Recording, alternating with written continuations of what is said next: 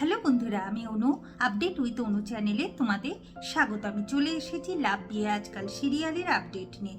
লাভ বিয়ে আজকাল সিরিয়ালে এই মুহূর্তে দেখা যাচ্ছে যে ঋষিকার বিয়ে ভেঙে যেতে চলেছে। কি হয় না, ছেলের বাড়ির লোকেরা মানে ছেলের মা বলে কিনা ঋষিকার আগে একটা ছেলের সাথে সম্পর্ক ছিল, তার সাথে খুব বাজেভাবে ফটো তুলেছে, সেই মেয়েকে সে নিজেদের বাড়ির বৌমা করতে পারবে না।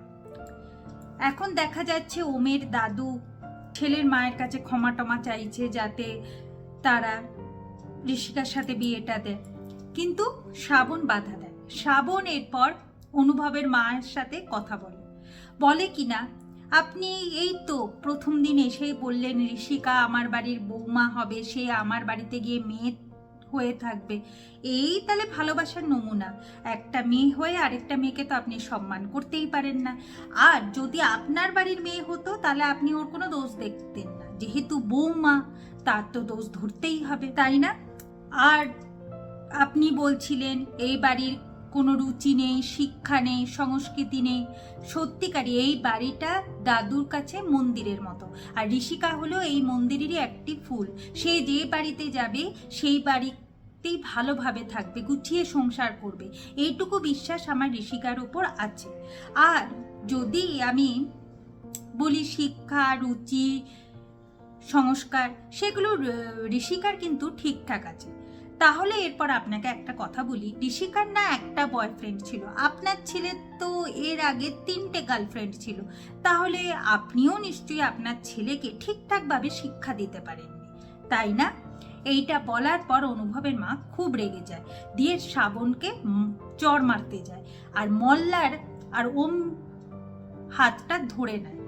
এখন অনুভবের মা শ্রাবণকে তো চড় মারতে পারে না, তাই রেগে টেগে ঘর থেকে বেরিয়ে যায়, বলে কিনা এখানে সে তার ছেলের বিয়ে দেবে না। মল্লার ভাবে যে না, এরকম করলে আমরা এই ঘোষ বাড়িতে এন্ট্রি নিতে পারবো না, আমাদের লক্ষ্য পূরণ হবে না। তাই সে সবার কাছে ক্ষমা চায়, গিয়ে মাসিকে বুঝাতে থাকে যে তুমি ভুল করছো। মাসি বলে তুই মেয়েটাকে দেখেছিস, মেয়ের ড্রেসের অবস্থা দেখেছিস, তুই দেখেছিস শ্রাবণ বলে মেয়েটাকে, সে আমাকে মুখে মুখে কথা বলছে। এখন মল্লার বলে শ্রাবণ তো কোনো ভুল বলেনি, সত্যি তো অনুভবের আগে অনেকগুলো গার্লফ্রেন্ড ছিল, তোমাকে কে বলেছে এত বিচার করতে, কারো ড্রেস নিয়ে বিচার করতে? এত কিছুর তো দরকার নেই। আমাদের কথা হলো ঘোষ বাড়ির মেয়ে আমাদের বাড়ির বউ হয়ে যাবে, আর এই বাড়ির ওপর আমাদের প্রতিশোধ নিতে হবে। আমরা লক্ষ্যে স্থির থাকবো, তুমি লক্ষ্য থেকে সরে যাচ্ছ, এটা খেয়াল রেখো।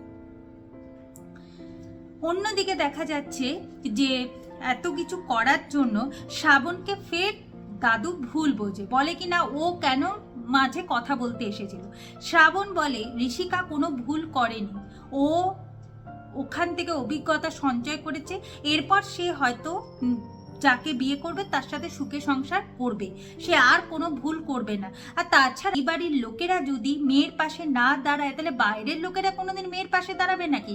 তাহলে তো এরকম ভাবেই বাড়ির মেয়েকে সবাই অপমান করে চলে যাবে, আর বাইরের ছেলেরাও সুযোগ পাবে তাকে অপমান করার। কি হলো, তোমরা কেউ ঋষিকার পাশে দাঁড়াবে না? আচ্ছা নতুন মা, তুমি মেয়ে হয়ে আরেকটা মেয়ের পাশে দাঁড়াবে না? তোমরা কেউ কিচ্ছু বলবে না? এইভাবে ঋষিকাকে অপমানিত হতে দেবে?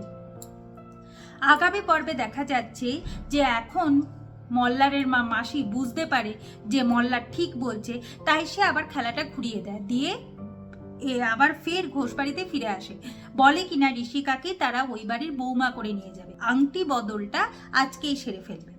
দাদুর তো বিশাল আনন্দিত, কিন্তু ঋষিকা এতে বাধা দেয়, বলে কিনা তার কিছু কথা।